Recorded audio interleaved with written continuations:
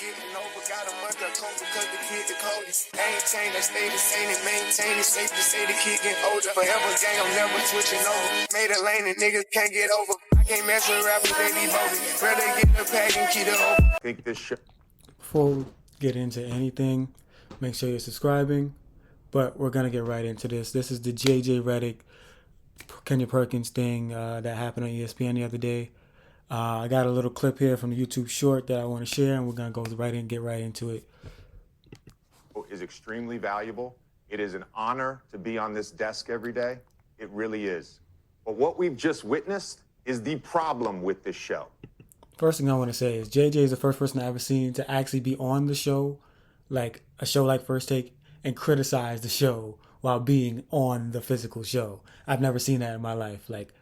Usually if that happens, like it's like a guest, like think something like Birdman coming to the Breakfast Club kind of deal. But I've never seen somebody criticize the show and actually be a part of the show and like its makeup. That's kind of crazy to me. I'm not gonna. It's a little gangster. I gotta give JJ points on that one.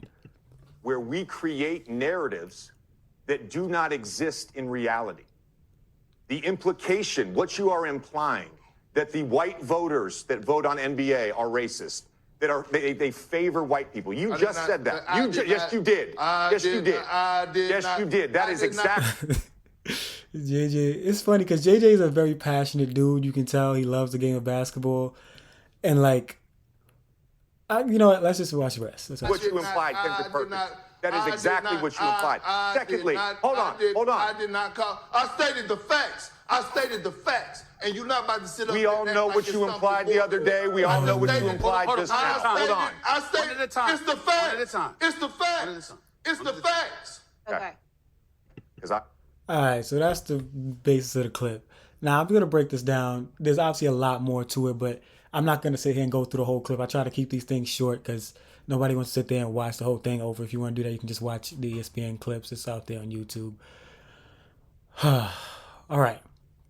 My take on this is this.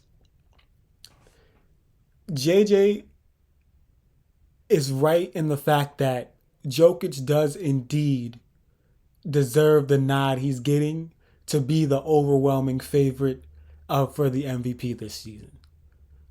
He absolutely deserves that. That's without a doubt. He's been one of the best players. He's on one of the best teams. That's the way we've given out the award for years, with exceptions here and there. Now, Perk, albeit I disagree with him being the proper messenger for this take, I do believe has a point here that there is obviously inherent natural racial bias.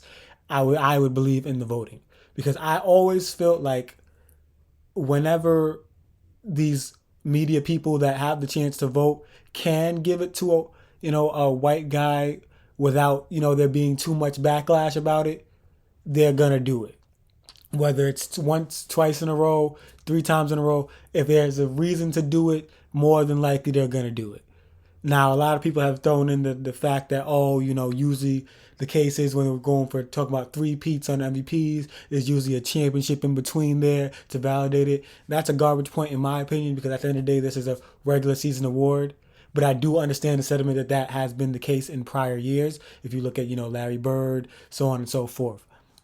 But to JJ, this is something that he's going to be wrong on, and he's not wrong too often. This is what they call a rare L for JJ, because it's true.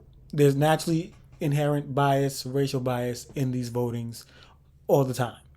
And like I said before, it's something that obviously in the past there hasn't been that many white winners, but there's not that many white great players that have played in the NBA. Let's keep it a fact. It hasn't. You talk Larry Bird, and then you get to like Dirk, you get to Steve Nash, who, it's contestable, even their MVPs, if you want to look back at it. Because, the new season Nash got his, Kobe was averaging like 30-something, and Nash went back-to-back, actually. No championship there, but, Nash went back-to-back. And one of those, Kobe was averaging over 30. Obviously, that team was trash. And you take Kobe off that team doesn't go anywhere. You know what I'm saying? And then, Dirk got one that was obviously people contest. So it's like, it's a tough thing to really prove. But like, if you read between the lines, I'm trying to say this like the most like politically correct ways possible. If you read between the lines, like it's there. It's absolutely there.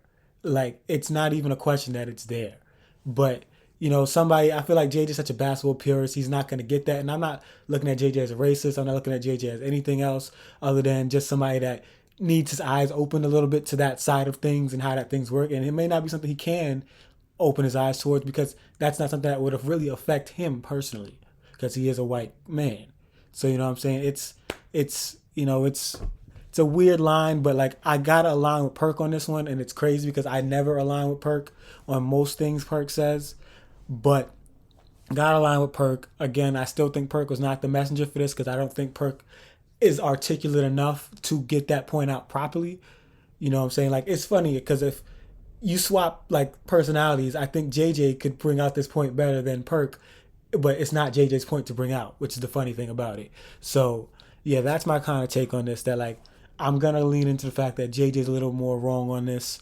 I'm leaning more so on Perk's side, but again, it's something that it's hard to see because obviously there hasn't been that many white winners, so it doesn't look like this inherent racial bias. Because it doesn't look like we're skipping over because more times than not, there's not a white player that is that high in the running per se up until the past like maybe 6-7 years with the rise of Jokic, Luka, you know what I'm saying, where there now are white players that are in the rankings of MVP that highly. But like I said, it's there. It's absolutely there. Big dripper stand up in the ocean. Everybody trapping, we get lost. He ain't 4